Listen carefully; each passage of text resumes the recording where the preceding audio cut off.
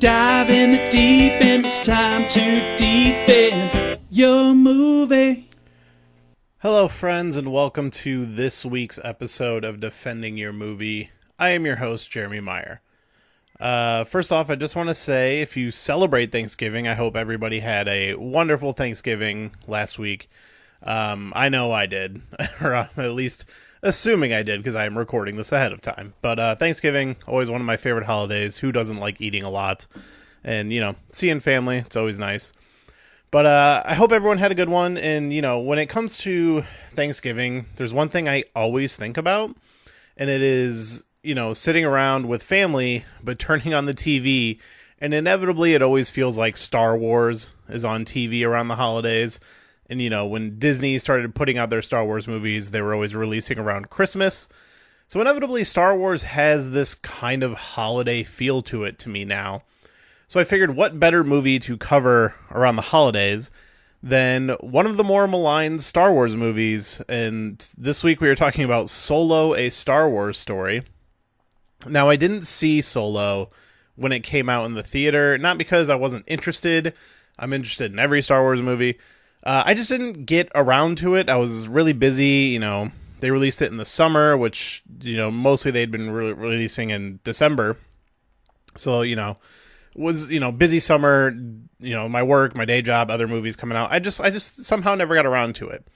I ended up seeing it a lot later. Like, once it came out on Blu-ray, I picked it up, and then even then, I think it was a little while before I sat down and watched it. But I really like Solo. I really have no issue with Solo. And I really don't understand. I mean, okay, I guess I do kind of understand the hate the movie gets, but I think it's a little misplaced. And so this week I sit down with returning guest Allen Kesinger, good friend of mine, been on the podcast multiple times. Also, one of the bigger Star Wars fans I know. He's been to the Star Wars park at Disney more than anyone I know.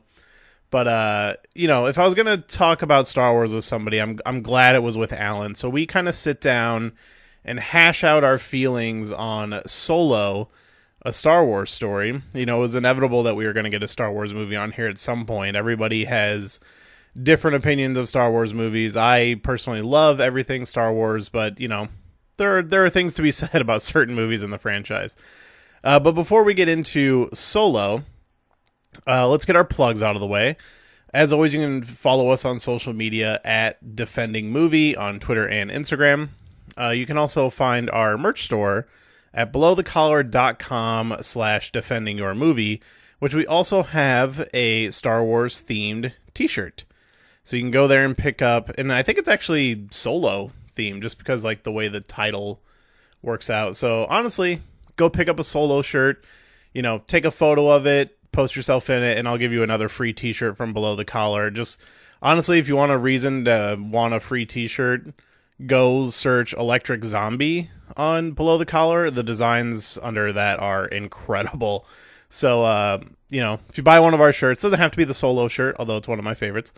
Buy one of our shirts, post a picture, tag us, and I'll DM you, and, we'll set up getting you a free t-shirt from belowthecollar.com. But we also have our Patreon at patreon.com/defendingmovie. And as always, as you know, you can save 21% off your total order on thecrypticcloset.com. Get your horror-themed merchandise and parody shirts, pins, the Fanny DeVito fanny pack, which is my personal favorite item on the website.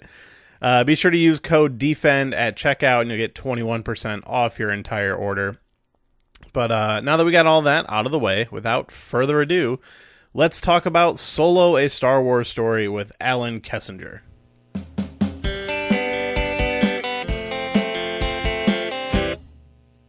Yeah, so we previously covered another movie here recently. We talked about Clue.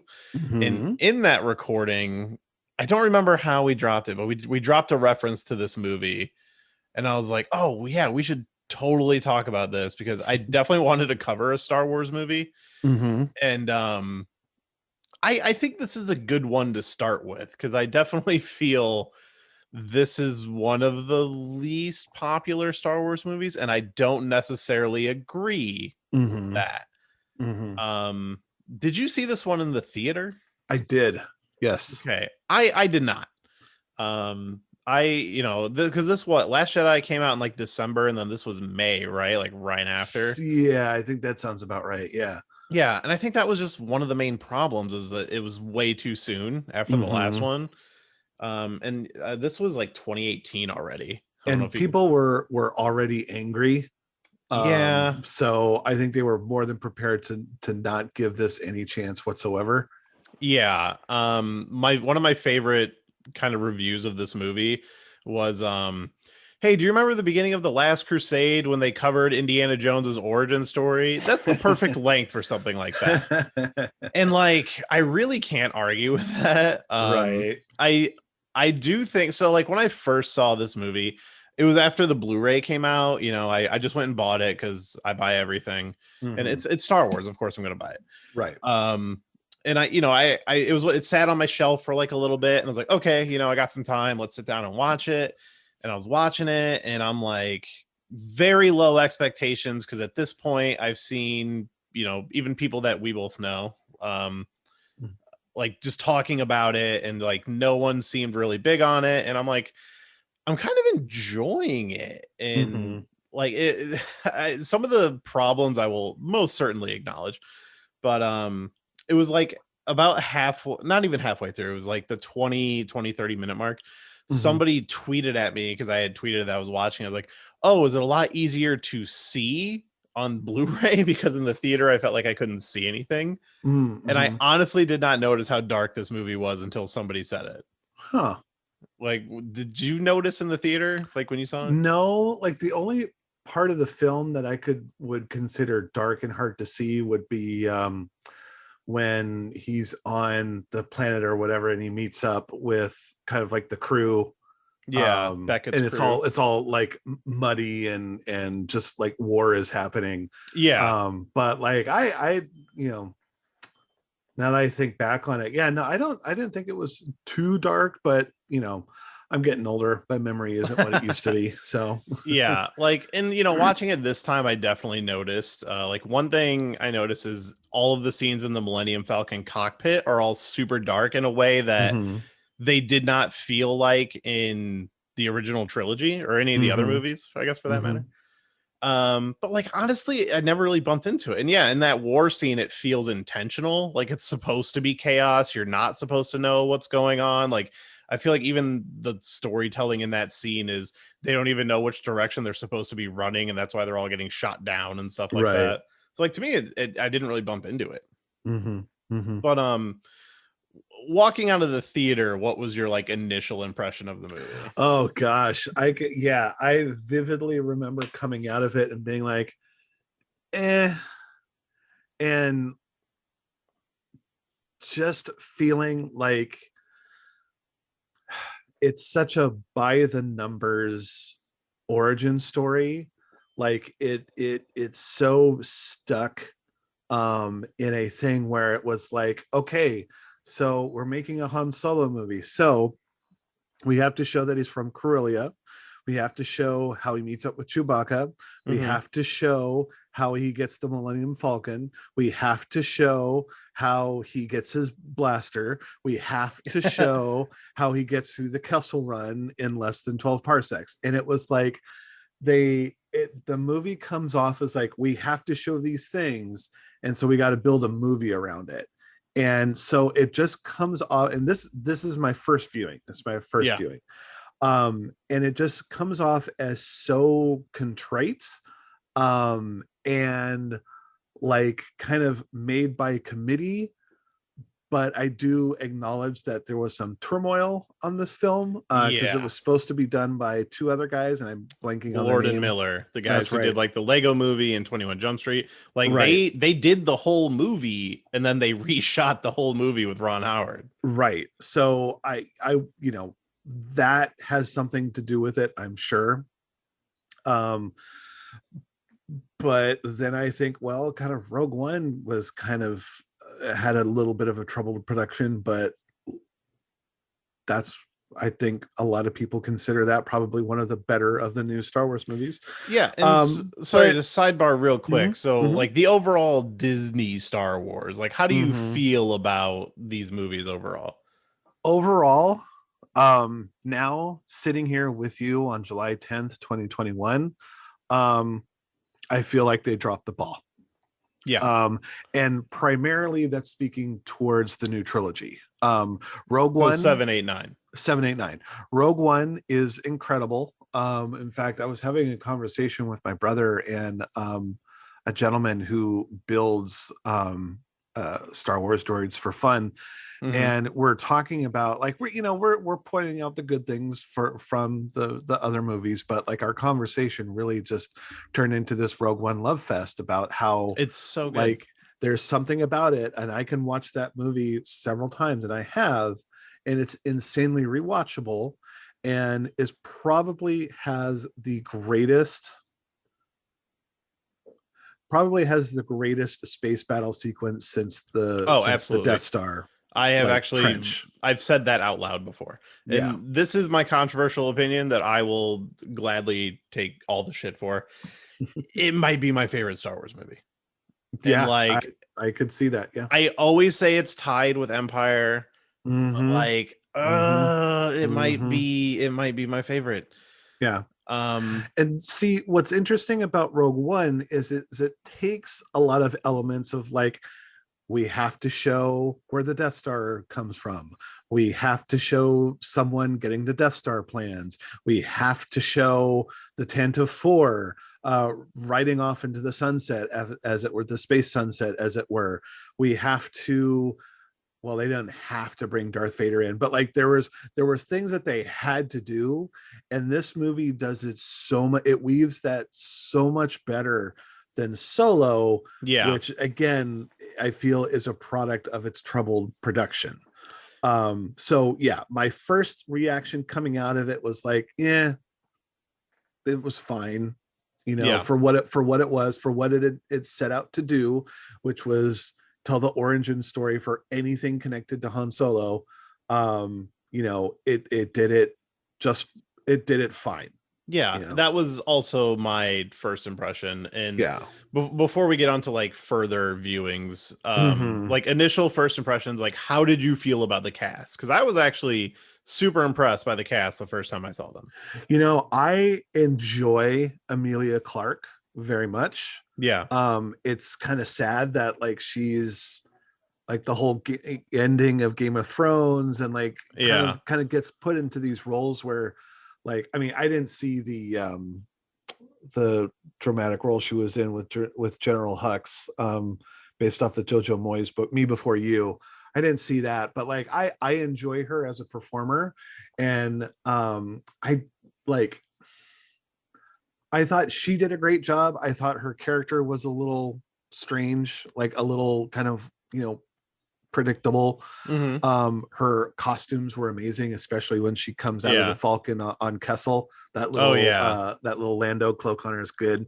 Um, I really enjoyed Woody Harrelson, Oh, he's great. Like and Beckett is as a character and as an actor, he is yes, very good. and like it's weird because every time I say that, I feel like I surprise myself when that's not the case. Because Woody Harrelson's a great actor. I loved Yeah, him. I loved him in Cheers. I finally watched the first season of True Detective, and despite his character being a total scumbag, I thought Woody Harrelson was brilliant. yeah. Um, and like coming out of the movie, it was like I wish the movie was about Beck. I Like mean, I wish kind of is. I wish the movie ended with him meeting with Han Solo, and Yeah, I would or like to like see kind of more of Beckett in the Star Wars universe, like yeah, his history. because it would have been like he has perfect bounty hunter swagger. Yeah, Um, and he feels his like someone who's lived in that world a while, and like how they yes, always talk about the old Star Wars trilogy, how it feels like a lived-in universe. He feels yes, like somebody who has lived in this universe. and he feels that more than any other character. Yeah, There's just something about his performance, that like again, if this movie would have ended where he brokers the deal with him and Jabba to deliver the spice, the doomed shipment of spice, like yeah, that would have been like the equivalent of Darth Vader showing up at Rogue One. and what's the thing that they call where they use AI to superimpose the A actors. deep fake Deep or fake. whatever. Thank you. Gosh. Yeah. Show a deep faked young Harrison Ford at the end of the movie. Like that would have been great. But So have you seen when they cast Alden Ehrenreich as Han Solo that somebody photoshopped his face onto one of the New Hope like mm-hmm, promo shots and they were almost identical? mm-hmm, mm-hmm. Like that kind of blew me away. Yeah. And like I feel bad for the act. Like I thought the actor who played Han Solo like did the best he could, but it's Heavy shoes to step in. it's very heavy because it's not Harrison Ford, and Yeah. everybody equates Han Solo with Harrison Ford. I'll say it though, mighty man. big shoes to fill. But Every he does a time, good job. every time I watch this movie, I like him more and more. Mm-hmm. Like I think he's really good, and like out of Donald Glover, I think most people really love him as Lando. Sure, yeah. I do, but I do think and I said this about Margot Robbie in Suicide Squad, that I feel like they're 90% there in this one, and that like in another one they probably would have nailed it, which Margot Robbie did in Birds of Prey. I thought she was Harley Quinn in Birds of Prey versus in Suicide Squad. She was like, she's like almost there. And same thing with Donald Glover here is like most of the time he's great. He has a couple line deliveries that just come off incredibly cheesy and like he's doing an impression. Yes. But I feel like he would have ironed it out by the next time. Yeah. I hope there is a next time for both of these guys. I think there's a rumor though, like Disney Plus, they might do more with these, and like I know they were talking about a Lando show. I don't know if there's any talk about bringing Alden Ehrenreich back, but I would honestly like to see him get another shot. Yeah, and I think if you let him do it and remove the weight off of his shoulders for that role, I think he could do real well. Also, I mean, at the end of the day, let's face it, if you have a good writer, not saying Ron Howard's a bad director, but if you had this, if he was in it from the beginning and it was like his vision, yes, if this was a solid, untroubled project from the beginning, like it would do well either in theater or Disney Plus. Yeah, either way. There is like one moment in this movie I think has to be left over from the Lord and Miller version, and it's when they're playing the Pazak game, and you see that alien like bite off all of his fingernails. Yeah, it's just such a cartoony scene. I'm like, oh, that has to be something they just couldn't shoot around or get rid of. And like, I struggle to think what a Han Solo movie for them would look like. I mean, looking at Lego Batman, looking at the Lego movies, like I'd be really interested to see like what their vision was that made Disney panic and say we can't do this. Yeah, and like my impression has always been that the script wasn't that different. It's just they reshot everything with like a different tone. Like they just read the lines differently, kind of present it differently. Yeah, and that the Lord and Miller version was just like a little more silly, but like the events of the movie, I'm pretty sure were the same. I mean, obviously we don't know. Right. That's always been what I've heard. Right. But yeah, I mean, it just, at the end of the day for that first viewing, it just kind of felt like it was a generic heist movie tied around a not so solid origin story that was just so by the numbers. It was almost boring. Almost boring. And like not only whether you're a Star Wars fan and knew kind of like how the whole Millennium Falcon changed hands things to begin with, like I think even if you didn't know that stuff, I think it would just be, you would find that the movie is just so by the numbers that it's kind of afraid to like strike out on its own. And again, I feel that's largely become, it's like, oh shoot, we have to reshoot this entire movie, and Disney's only giving us like 2 months to do it. We have to do it now. So in terms of the larger conversation of Disney and Star Wars, they definitely rushed. The idea of doing one every year was ambitious, and I mean, un it's impossible to deny how they bumbled 7, 8, 9. Oh yeah, Like I really enjoy 7 for what it is. I'm like, oh, sure. that is a fun Star Wars movie. And Yes. honestly, the lightsaber battle in the forest is one of my favorite in the entire Yes. franchise. Yes. The Last Jedi, I love it so much. Like it is, and it's cliche to say it at this point, just because it challenged what a Star Wars movie can be, and it is one of the most beautiful movies just to look at. In fact, the Blu-ray has a special feature that I wish every movie had, which is it just plays the movie with only the score. Oh, nice. And That's cool. is awesome. And nice. That is a perfect movie for something like that. Yeah.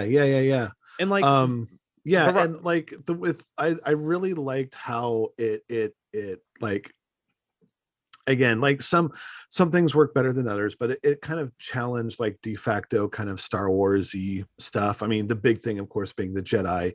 And kind of, as much as Mark Hamill disagreed with how the character was done, how Luke pretty much just kind of calls him out, as everybody has been doing from the beginning. Like, I was reading the other day, someone was positing a fan theory that Mace Windu was also a Sith and was in league with Palpatine to kind of explain his actions.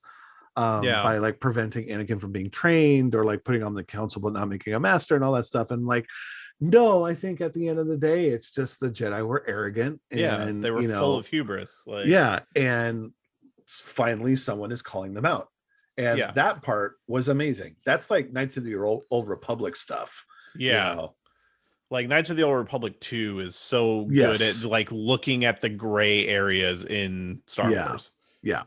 And The Last Jedi did that pretty well. And then I know I'm pretty sure I saw that you read this, but you read or at least watched some video on like the Colin Trevorrow episode 9, right? Yes. Like such a lost opportunity. Very much. I covered that script on my previous podcast, which, hey, you can find in the stream if you look for it. Hey.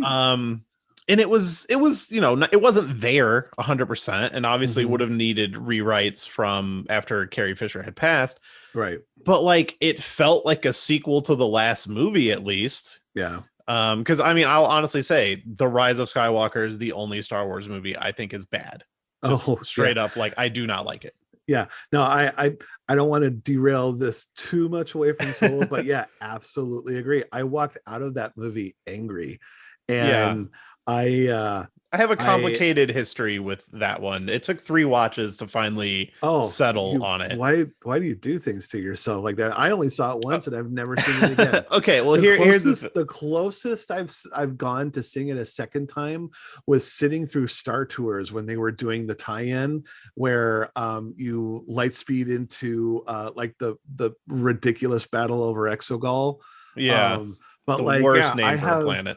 I have not seen that movie since, and I don't want to, because it's that bad.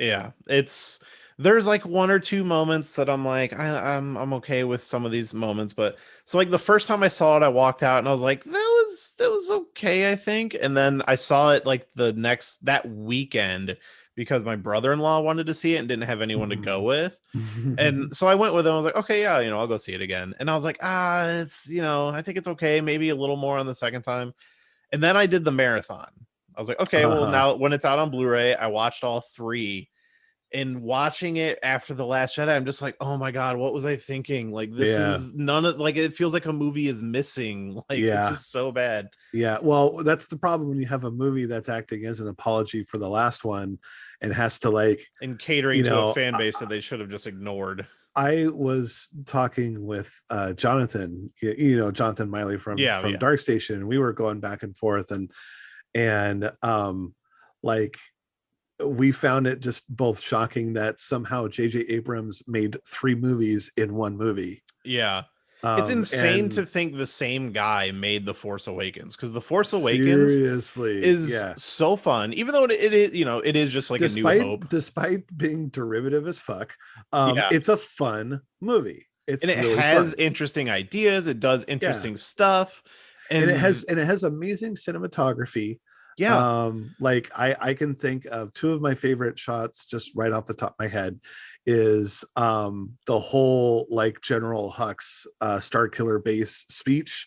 yeah, How that is shot, just it's all this white and dark colors within the splashes of red of the First Order flags.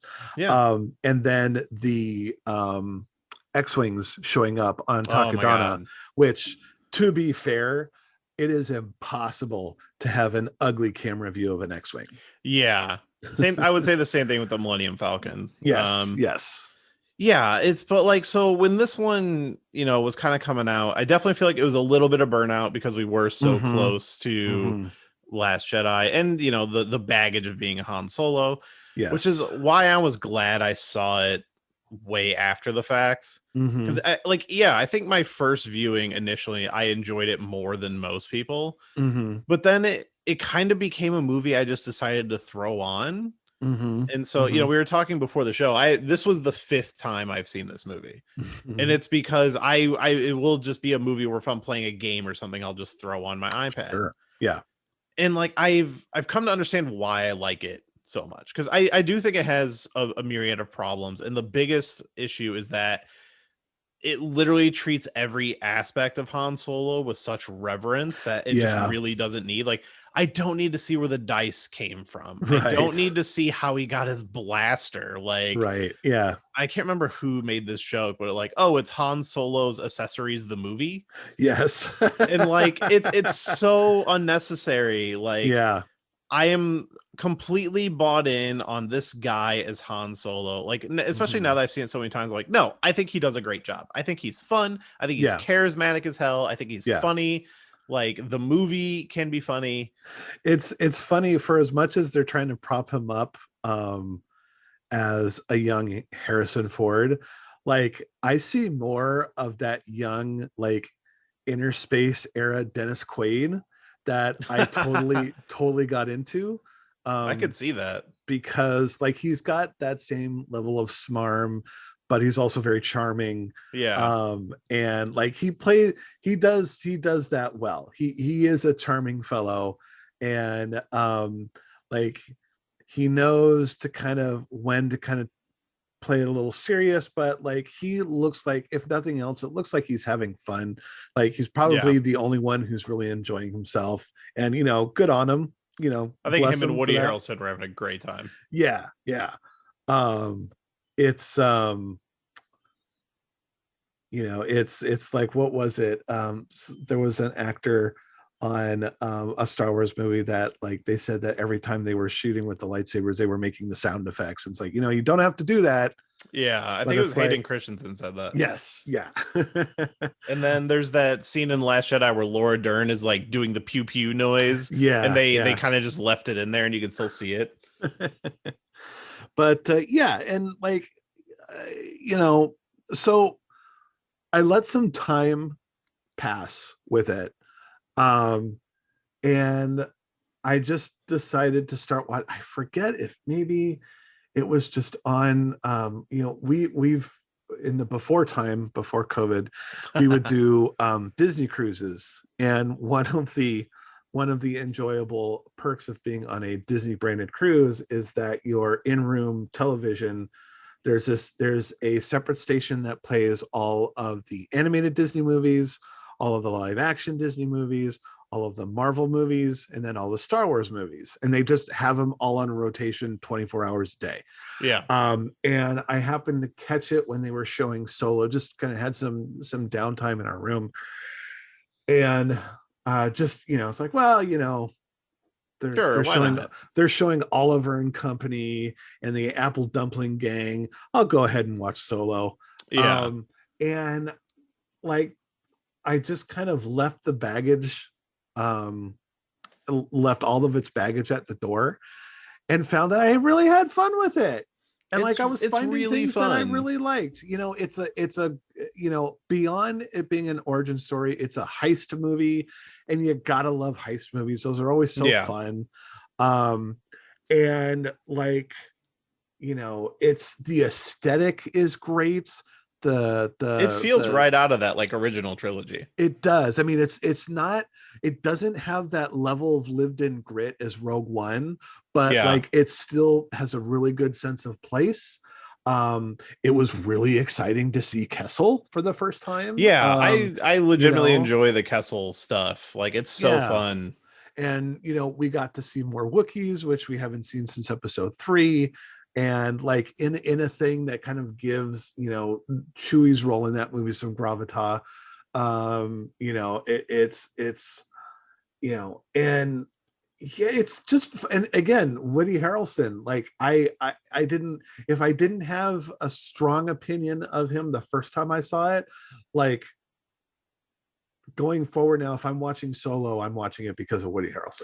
Yeah, like this viewing in particular for this podcast, I really walked away from, man, I want more of him. Like if they put him into a cartoon or like if they a comic book, like I want to know more about Beckett.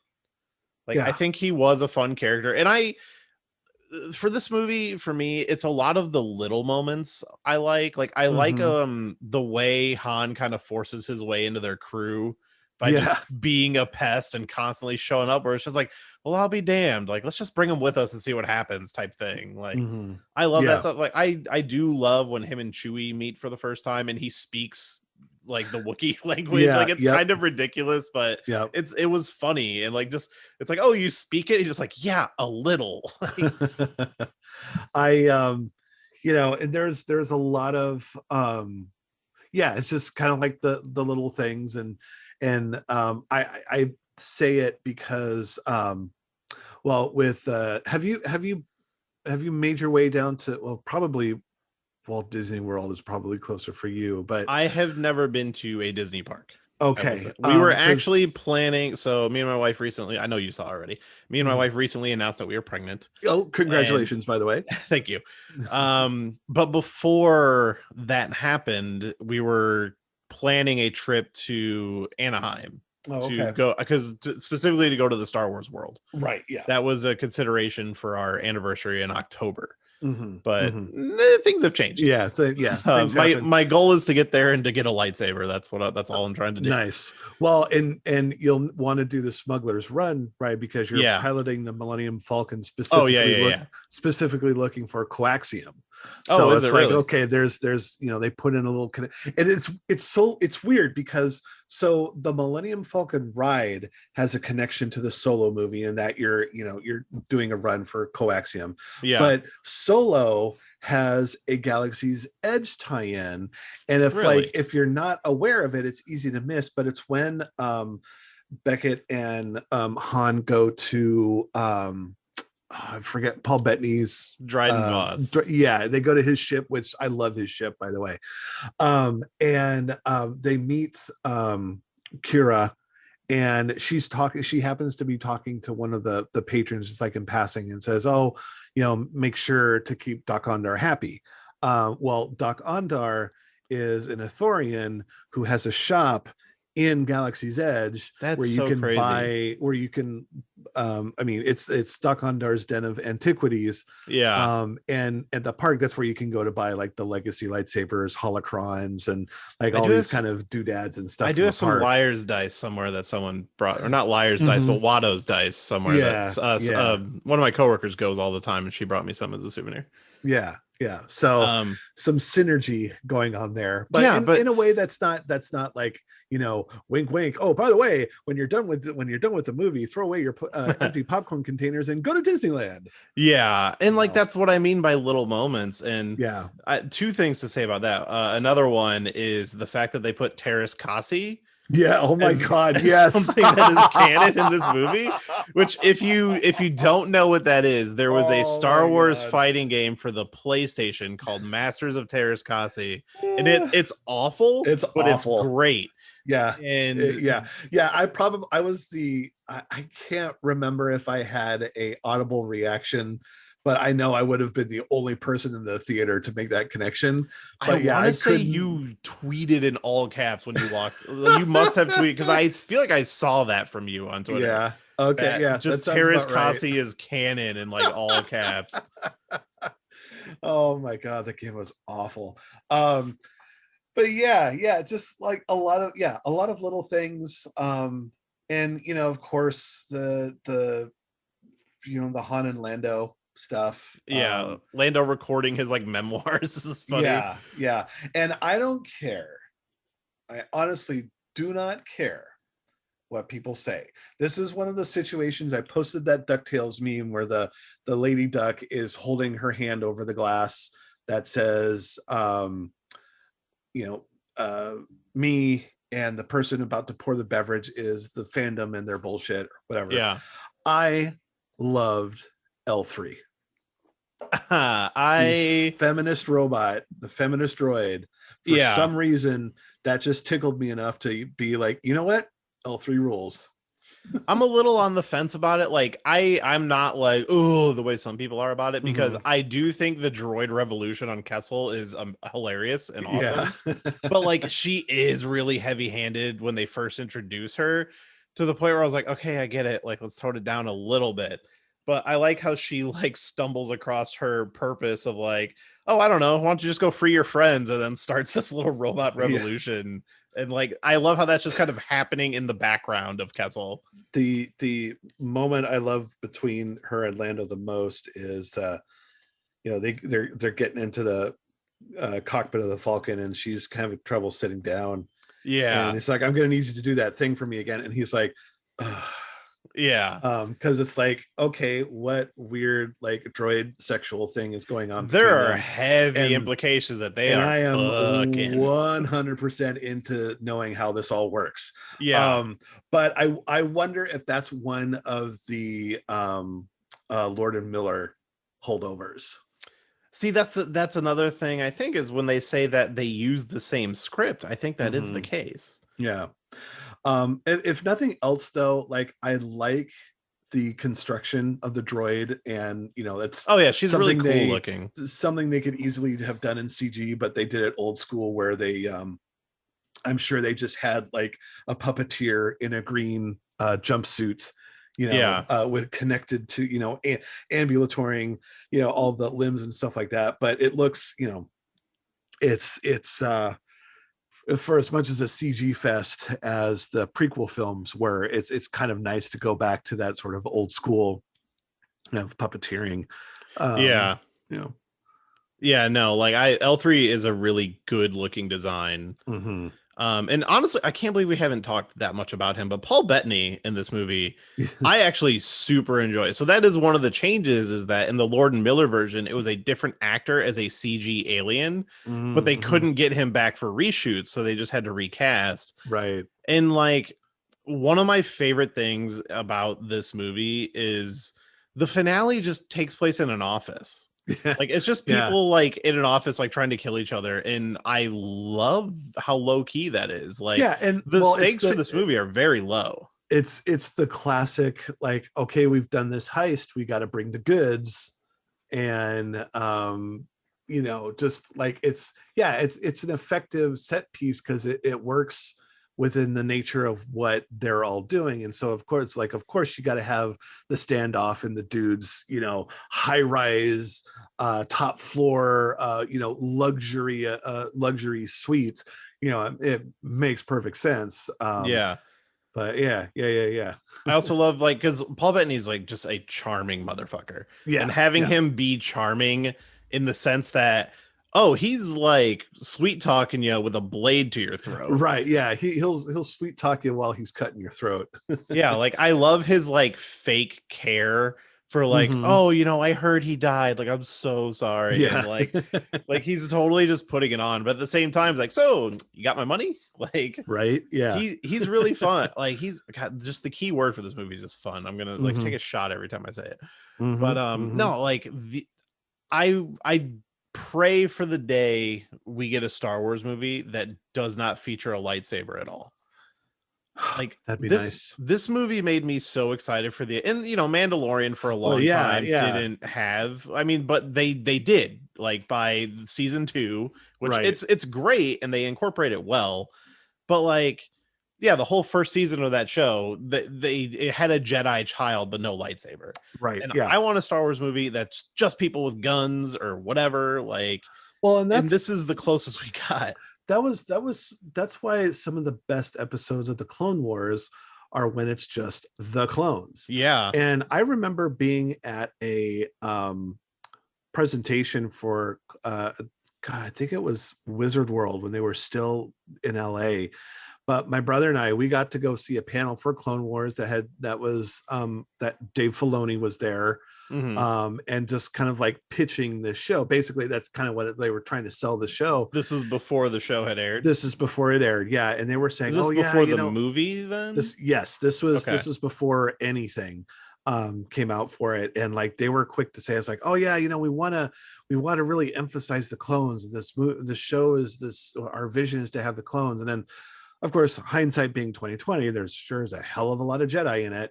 But yeah. Like first season alone, there is an episode, it's an early episode, I want to say it's maybe the second or third, but it's just it's an episode with 5 clone rookies at a listening station that get invaded by droid commandos, and they have to single-handedly fight them off because they're like at the most crucial listening point for the Republic. And no lightsabers, no Jedi, it's just clones, and they're putting their Mandalorian training to use. Yeah, and honestly, if you pay attention to that show, those 5 clones continue to the end of the series, and one of them is now a main character in the Bad Batch. That's right. Like, these are clones. They're all the same person, but them. Like, I know who Fives is. Like, I know who Rex and Cody are. Like, some of these clones become better character. I would also throw out the Camino episodes. I think it's the opening 3 episodes of season 3. I think, where they attack Camino, and like you get a flashback to those same clones in training. And then the next episode is like a time jump where it's post that listening sessions episode, and then they are now like kind of elite troopers, and you see their progression throughout the show. Like Clone Wars is it took me a minute, but I am so converted. It's like one of my favorite Star Wars things. It is. It's really good. And like by the end of that show, it gets, because like that final season should be a movie. The first couple seasons, it's like it's clear kind of like, they're kind of catering to a kid audience. And they're figuring it out. I saw the Clone Wars movie in the theater and was the oldest one there. So it was kind of clear that they were targeting an audience. But by the end of not just like the where they got to go back, but just like by the end of the seasons before the show got canceled, I mean, we're darker and a little heavier there. And then you get to that last season where like, gosh, there's a lot of bad filler in it. But like those last 3 episodes, with the conclusion of the Mandalore line and then to the Order 66 stuff is just like, and then go watch that and then watch episode 3 again, because after you've gone through like 7 or 8 seasons of not only just seeing Obi-Wan and Anakin like develop their relationship, but it makes seeing Cody like turn around and betray Obi-Wan all the more like gutting. I totally felt that too. Like after watching the show, because I rewatched the prequels recently, and it was just like, oh, it just hits different now. And and I know we keep getting off topic, but it's all Star Wars. It's all connected. Star Wars is a flat circle. But I mean, we're talking about how that is a thing Disney, as much as they fumbled this first like group of movies, and they've made all these new announcements, and hopefully they're gonna tie it in a lot better, which it looks like they're on the right track. You've got Dave Filoni in he got promoted. He knows his shit, so I feel like things are going to be, he's a man with a plan. While Kathleen Kennedy is always the head of the ship, Dave Filoni is absolutely the one that should be the Kevin Feige of Star Wars. Yes, absolutely. Absolutely. He is George Lucas's protege. Everything he has touched that is Star Wars is the best thing of Star Wars since George Lucas touched it. Yes. So, and like I saw people compare this movie to be like, oh, that was the best episode of Rebels I've ever seen. Yeah, okay. Yeah, all right. And I can totally, as I somebody who's recently been going through Rebels for the first time, I can see that. yes. That is that Solo is definitely a late season episode of Rebels. Yes, absolutely. Yeah. After the show finally found its footing, and yeah, I would agree with that. Yeah, I came to Rebels super late. I'm actually still in the last season, but it's very good. And I get that feeling like watching this, like having now actually seen Rebels, because I didn't see it when the movie came out. I was like, oh yeah, like this, they feel like they are cut from the same cloth. Yeah. But yeah, it is just held back by those little things of like, oh well, we got to explain this and this and that. Like Yeah. I will give them so much credit for restraining from putting Boba Fett in this movie. Right. Yeah. It almost kind of feels that like you can see. I don't know. I don't think Ron Howard would be up, but someone on set, like literally, they're pulling on their collar like a dog who's like barking and wants to go after the cat that it sees across the street. It's Yeah. like Boba Fett. We gotta put Boba Fett in it. Come on, Boba Fett. And it's like no, we're not doing that. Instead, we're gonna put Darth Maul in it. Yeah. Which again, after having watched Rebels, that hits a little different like on this viewing, because this is the first time I watched it since starting Rebels. I was like, okay, like I appreciate him there a little more now. But it's still like I wish he didn't do it. I wish it didn't do it because I never thought it would come to this. Now that I'm making this realization now, I made it when he popped up in Clone Wars, was like, I'm actually sick of Darth Maul. Like, I think, like, I remember feeling very gypped at the end of Phantom Menace, when you had this character who was like, you've never seen a Star Wars character like this before, totally hyped up, merchandise everywhere, and he dies at the end of the first movie. And has like 2 lines in the entire movie. Yeah, but at the end of the day, he served a purpose. He became like he was the foot in the door for the Sith to come back, blah blah blah blah blah. But like to not only see him come back in Clone Wars, but to know that he had a brother with the most ridiculous name ever, Savage Opress. Yeah. And then not only survive all of that, in fact, surviving a battle with Palpatine, which is great. It is cool looking. Yeah, it's cool looking, sure. But like to have him then come back in Rebels, and I'm just like I prefer already. him. I prefer his appearance in Rebels over Clone Wars, because you don't have the weight of his brother being there, because they don't bring him into Clone Wars until after they've introduced his brother. Right. And I do think they did redeem that character, by giving him more to do and making him slightly more interesting. But I do like his sudden appearance in Rebels, and like, oh, he's kind of crazy at this point, and like he has a goal. And the ultimate encounter with him and Obi-Wan is awesome. Okay. So that is the one thing I will give Star Wars, is if they were all like, to have this long game of setting them up with a reunion with Obi-Wan, like that was cool. But the coolest part of it was tossing away all your expectations. What Darth Maul is capable of. You know that he's a very athletic fellow. He's very adept at using a double-bladed lightsaber. And you remember their first fight on Naboo, and like that choreographed scene was awesome. It was the equivalent of watching Neo fight Agent Smith. The greatest thing. But like to have it in Rebels, where it's just like it's 3 moves. It's going to be 3 swishes and you hitting the ground. And like that was incredible. I will give you that. That is like single-handedly the best Darth Maul moment post Phantom Menace. And with Solo, it was just like, again, by that point, I had not seen Rebels. And so I was already sick of the character. Like I just like, so I kind of rolled my eyes and like, well, this is stupid. And it's stupid because they're obviously trying to set this up for a sequel that, let's face it, is probably not going to happen. Probably not. I wish it would. Honestly, I do. You know, now I can see, like, then it was like, this is not going to happen because this movie is not good at all.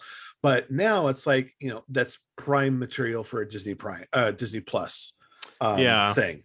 If they really need to explore Darth Maul's tenure as the Crimson Dawn boss, then fine. Do they ever, is it in Rebels or Clone Wars where he's part of the Crimson Dawn, or is that something that just happens in this movie? I think that's just something happened in this movie, because that's what I thought. For the majority, like, he is by himself in Rebels, and he's just there to, you know, he's Wormtongue. He's just whispering into Ezra's ear. Yeah. And then they get this like weird connection through some Force stuff, and but so because that was one thing I couldn't remember if they ever established that he was part of the Crimson Dawn. But yeah, that must just be something they were planning on connecting later. Than just sequence, right? Too. That's not something, like, if you're a Star Wars person, you wouldn't necessarily know to stick around to watch. I don't think it wasn't. There was it's just like after, because he shows up after like Han goes after Beckett. Like she's in the office and she's like, oh, you know, I'll be right with you. And then she goes over to the computer and pulls him up on the hologram. Weird. For some reason, I was thinking that was like an end credit. Yeah, no, it's like right there in that scene. And that's the last time we see her. She just like flies off and we don't see her again. Which gives us the moment where Han shoots first. That's right. That's right. Which is, again, like a great little, like, I actually really enjoy the character development of Han in this movie. Like, I like the moments where it's like we are seeing him kind of become the guy he is at the beginning of A New Hope. But there's those little moments where she's like, hey, you know, you think you're this, but you're the good guy. Like, you're always the good guy. And he's like, no, I'm not the good guy. But like, hey, we know in the future he is the good guy. Yeah. And like stuff like that works out great, and it's not as heavy-handed as some of the other big things, like but give me that versus somebody tossing him his blaster, you know. Right. Yeah. Or, you know, I don't know. I'll always like as far as like character moments go, like I think Han and Chewie really settle into their relationship really well. I think that progresses really well. And all the stuff for me is like my favorite. Yeah, and for me, the big payoff is that they become so chummy enough that I love. They go back to Lando to play the Sabak game, and you know he's showing Chewie his cards, and like, I just noticed that in this time, like this time. Yeah, I love that. I also love the moment when they first get picked up on the ship, and then he steps in the shower with them, and he's like, "Oh, we couldn't do this separately." The Han and Chewie stuff is easily the best handled stuff in the movie. Yes, yeah. I also would like to point out that apparently Han is just some bachelor slob, because look how dirty the Millennium Falcon is in A New Hope, and how clean it is in this movie. And like, what were they doing? Like they've just never cleaned that thing since he won it. Does Chewie just like, you know, like if is he like Baloo? Does he just like scratch his back on the interior hull of the Falcon and just kind of it's like what? Because man, like it is so white on those panels in this movie, and then you look at the older ones and they're just all brown. And it's like the thing.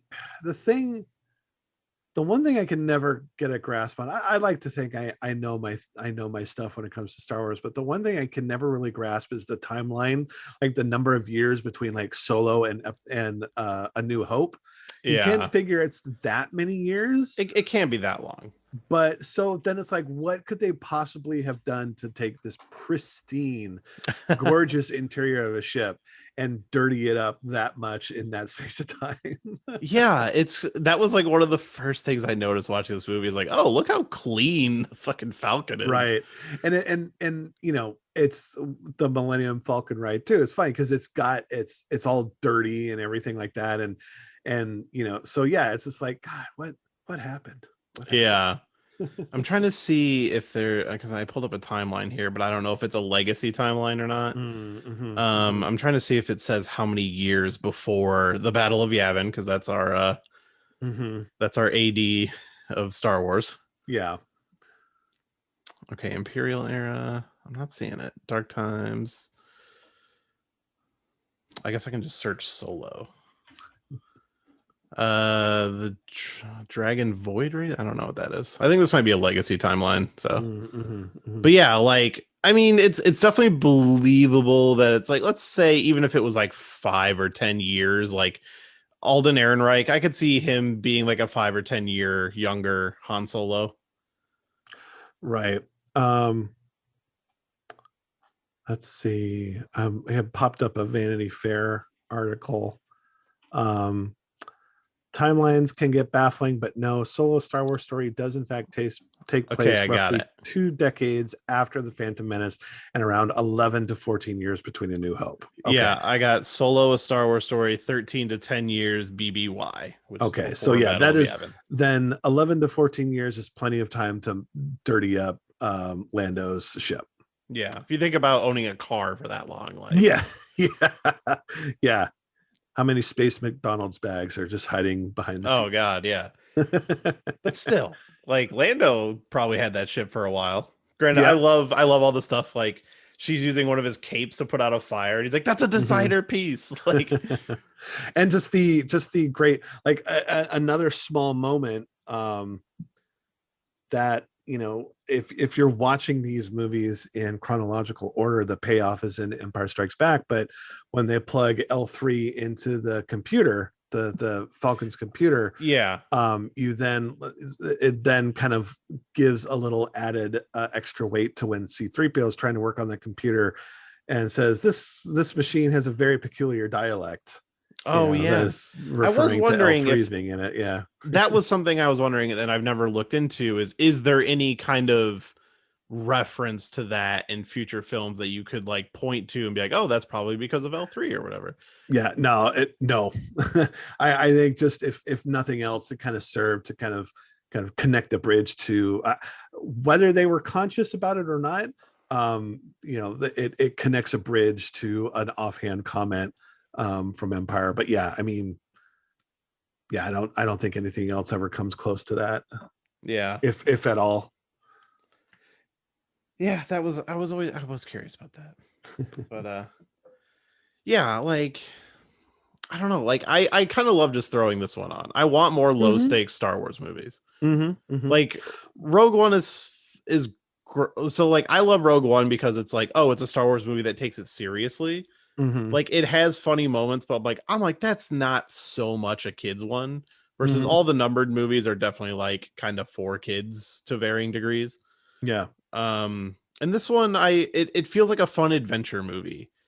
Like I love there's like just kind of individual moments. I love the train heist. I love like the moment of Lando running to L3 and kind of like the camera work in that scene on Kessel. Like it has this fun adventure tone. And something I follow this guy on Twitter. I'm not really sure who he is or why I follow him, but he talks about Star Wars a lot. I think he's just like a journalist guy. But he always talks about the score for this movie. And this was the first time where I kind of watched it since. I was like, oh, I'm gonna super pay attention to the music. And I think the music's really good. It is. And I actually think post like or non John Williams Star Wars scores, I think Rogue One is my favorite score. Like I really enjoy the themes for what's her name? Jin. Which is really funny because like Michael Giacchino only had like 6 weeks to make that score. Really? Yeah. Oh man, it's so good. Yeah. I mean, it's just one of those things, you know, that again, that movie had a production issues as well. But he knocked it out of the park. And if there's ever a song I need to get myself feel motivated, it's the Guardians of the Whills. Yeah. It's so good. And so this one, it's a really fun adventure movie score, but it does incorporate what you need. Like you have the Millennium Falcon like theme music in there. Which one of if we're going to talk about fucking Star Wars songs to throw on, it's The Last Jedi. The moment that gives me goosebumps every single time I watch it is when the Falcon shows up at the end and they fly into the planet and it starts playing that music. I'm just like, oh, every time. Well, every single time. And another fun thing, apparently, I don't know 100% how accurate it is, but it is now my headcanon. Ryan Johnson put in that scene because he was a fan of Star Tours. Oh, really? In the original Star Tours, there's a sequence where you're flying through a comet, and it totally looks like, and the inside of Crate totally looks like the inside of that comet. Oh, that's cool. Yeah. But yeah, no, I totally agree with you. That's like that's a great musical moment. And I was just listening to the solo soundtrack not too long ago, and my favorite piece of music is the theme for Envis Ness. And you get it in the train heist sequence, and it's just that sort of kind of like alien chanting. It's good. It's really good. Yeah, I've never listened to this score on its own before. I've only, like, this is literally the first time watching this movie where I was like, oh, I should really pay attention to the music because I've noticed somebody talking about it. And it's really fun. Like, it has its own themes and it uses old music like appropriately. Like we said, the Falcon theme, like when the TIE fighters are coming, it plays like old, like kind of Imperial music. And which actually leads me to another one of my favorite funny moments of the movie is when they're fighting the TIE fighters in the maelstrom and the gun gets blown up and Beckett's just like, and I hurt my thumbs. Like, that feels like a Lord and Miller scene that was possibly left in. Yeah. But yeah, so I guess my biggest disappointment with this movie is the Kessel Run. Is I'm kind of just like, it's fine. It doesn't come off as this big, crazy, epic moment, which I think kind of works in the movie's favor. And I think, they build it up. They build it up as this like, secret smuggling space lane. And through that whole sequence, you're like, why would anybody want to do this? Like, for as dangerous as they've made the sound and look, like, why would anybody bother? And it's also implied he's the only one to do it because he's kind of doing it like an idiot. Like, he's like, we'll just cut through here and it'll be fine. Yeah, exactly. But Again, the payoff to that is, we've been lusting after the Millennium Falcon up to this point, and then when it gets to its planet, it's just it's a total trash heap. Yeah. And it's both funny and sad because it's like we've had this like top of the line ship and now it's just this big piece of junk, and it can barely fly away when Lando just ditches everybody. Yeah. And I do wonder how Star Wars fans, okay, so for one, the fact that the Falcon was always like, it is the revered ship of Star Wars, but they always referred to it as a piece of junk. And now we see it in its most pristine condition and how it becomes a piece of junk. Right. Yeah. And that's like that. So I always wonder how Star Wars fans feel about that. But also a moment that I think is actually great, but I wonder if it pisses people off, is the fact that he is actually lying about the Kessel Run. Like when he's like, yeah, just made the Kessel Run in 12 parsecs. And then Chewie like, girl's like, oh, well, if you round down, like, to me, that is actually like a perfect Han Solo thing. Like, oh no, he would be lying about this. Yeah. That's funny. Cause I didn't pick up any backlash on it, but to be fair, I wasn't really paying attention to after I had seen it. So, I mean, it's highly possible that Star Wars, the fandom had found something else to be angry about. Like, oh, Han Solo's better than that, man. Like, no, he's why would they do that to him? Yeah, he's a fucking scoundrel, man. That's the whole point. Like, that is the most Han Solo moment in the movie. Exactly. No, like, it's that kind of stuff. Wait till they find out when he cheats at cards to win the Millennium Falcon. Yeah. Yeah, like that all checks out to me as that character. Yeah. He's a braggart, and he's a cocky little shit, and cocky little shits are gonna cocky little shit. So there you go. Yeah. I never really understood the hate that so many people gave this movie. And I do think it is one that is better on repeat viewings. Yeah. And maybe that's why we kind of came around on it.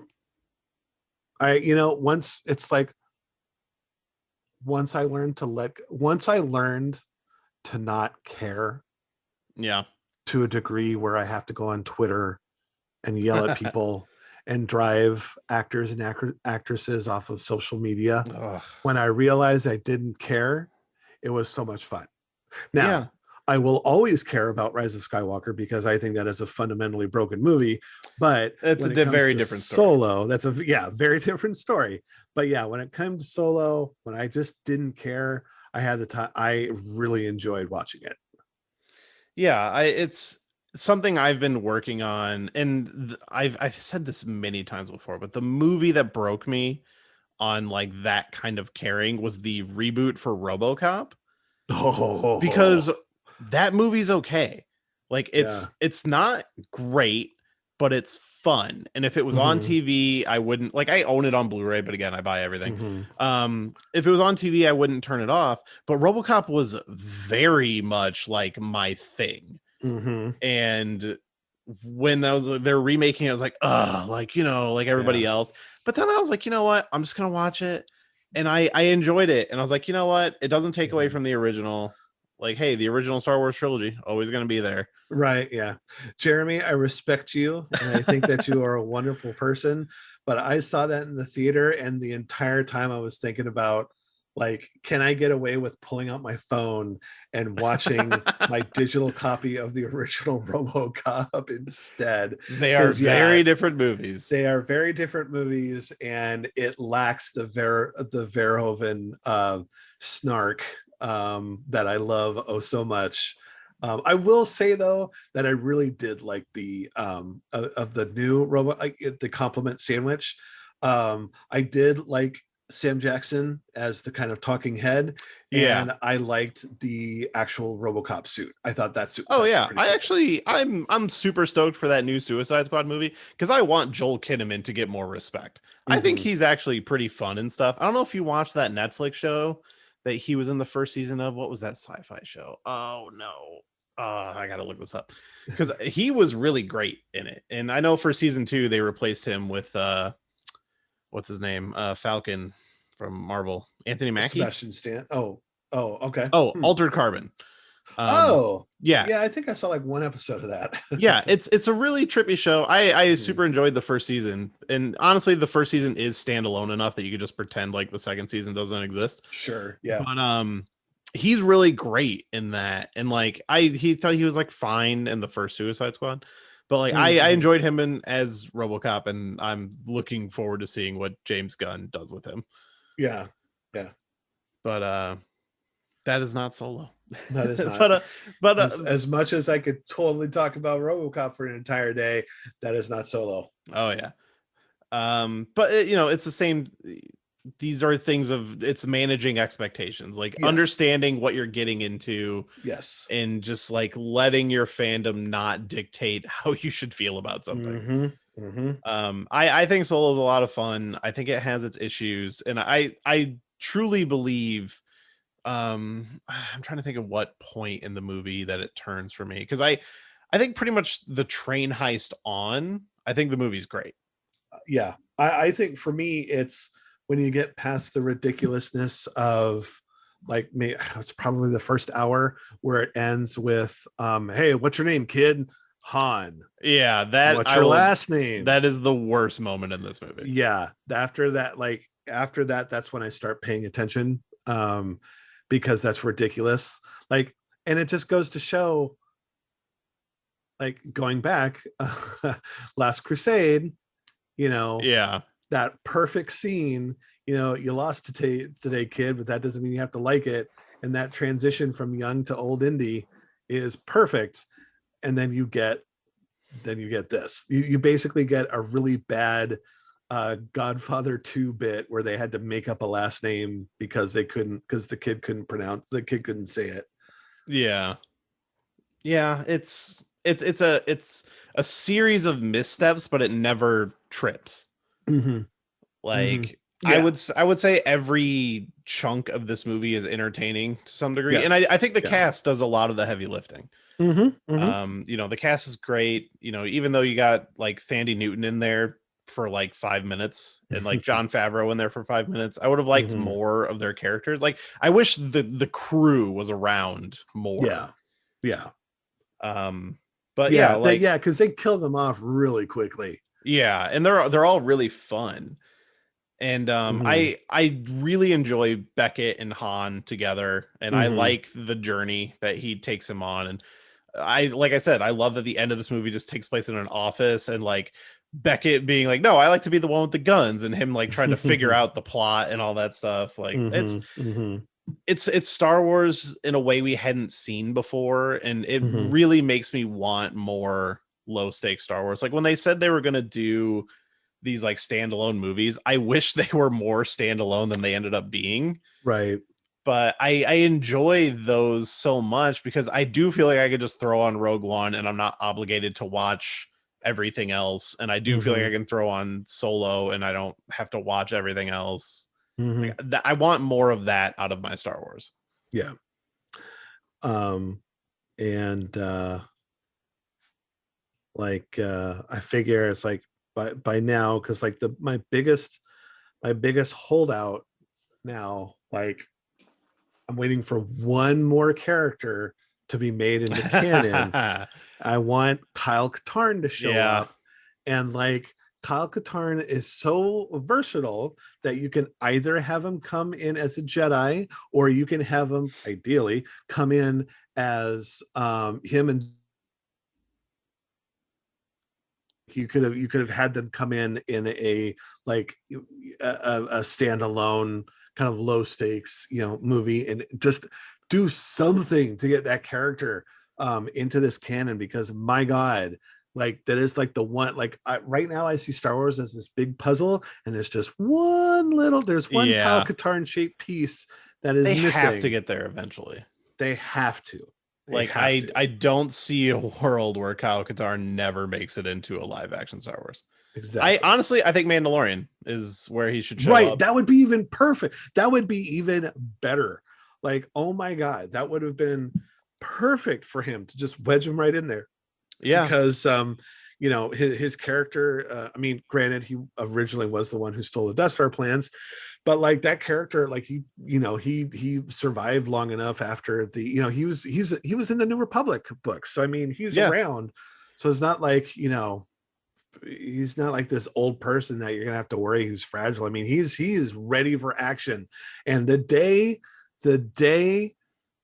Kyle Katarn is introduced back into the canon will be a day that it was like when Thrawn was introduced for season 3 of Rebels.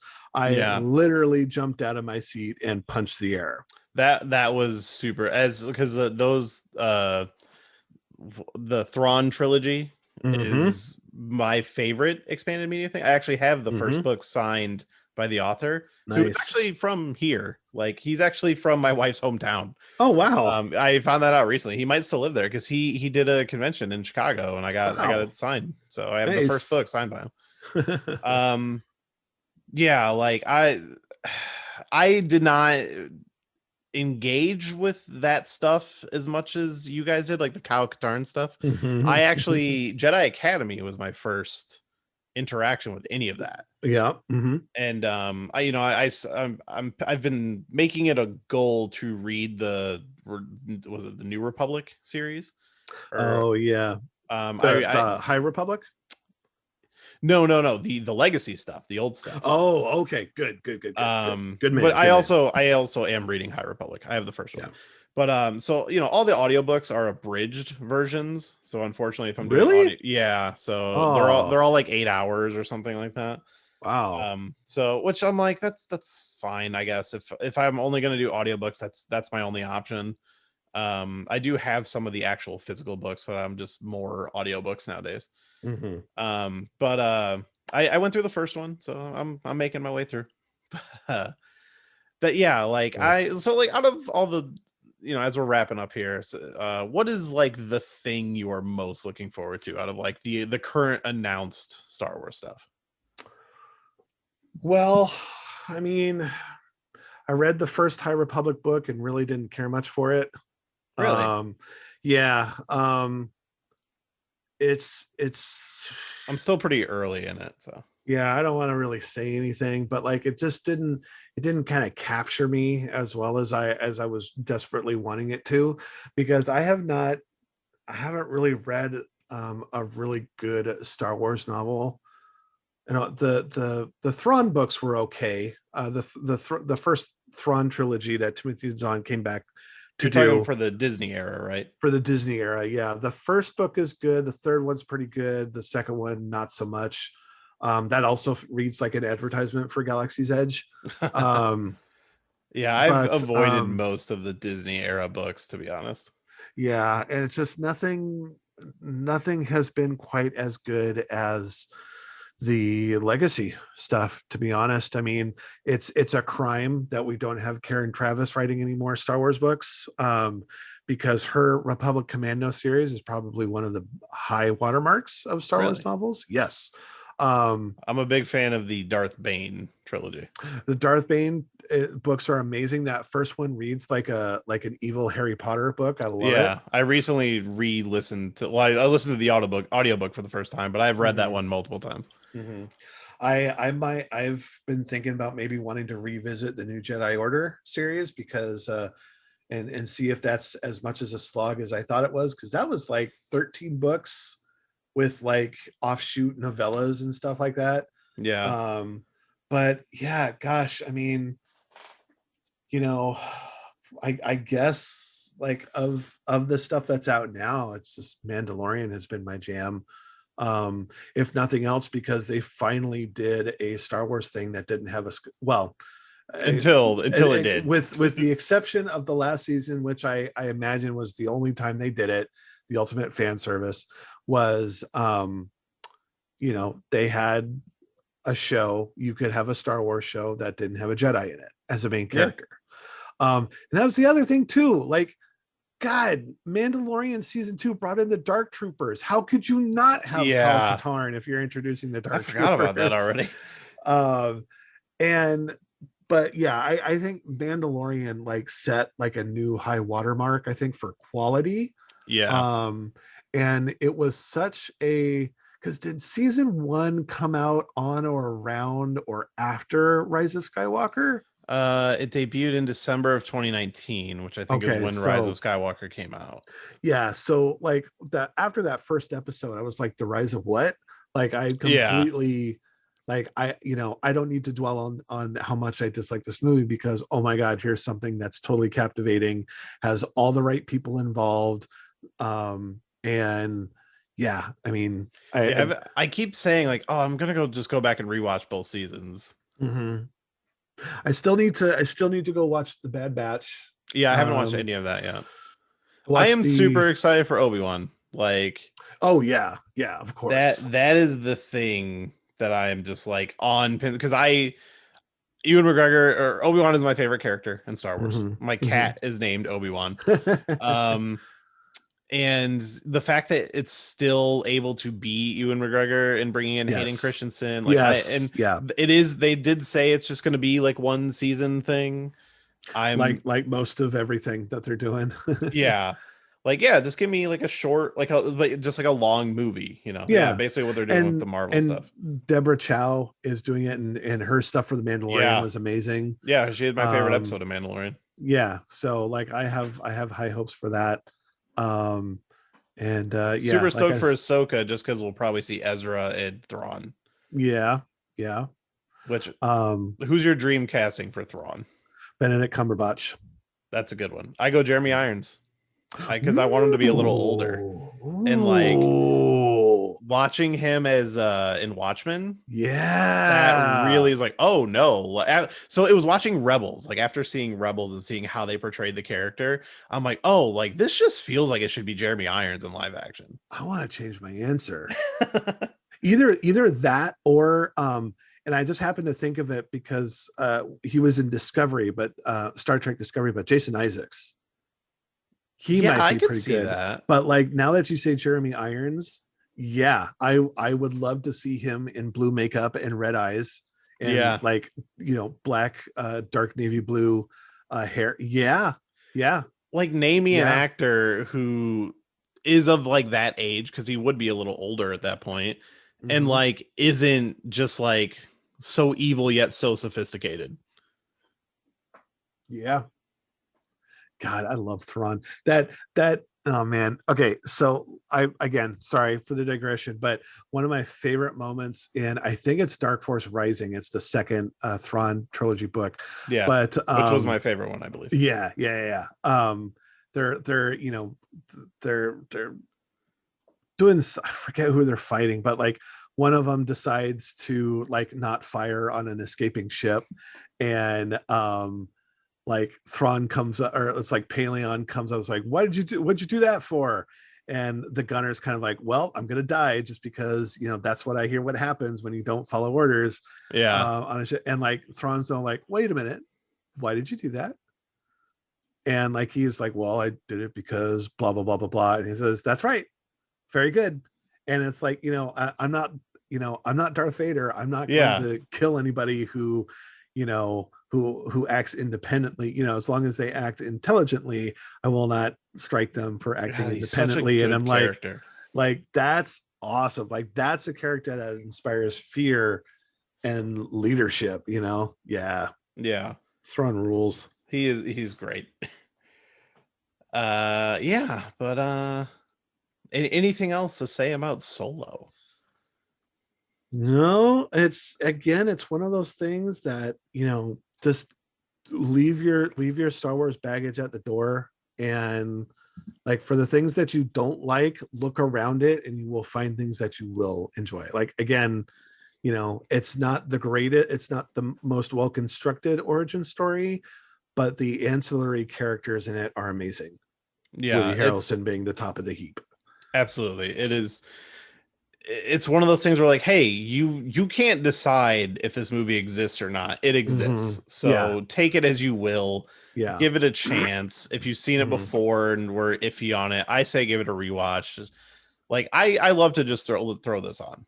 And it's definitely, there's not many Star Wars movies that I don't feel like are like, most of them are a commitment. If you're going to throw one on and like, you're probably going to sit down and be watching it and focusing on it, unless you've just seen it a million times, you know. But this one I love to just like have it on and just like, if I'm doing something else, it's fun to look over and be like, oh yeah, they're on Kessel, you know.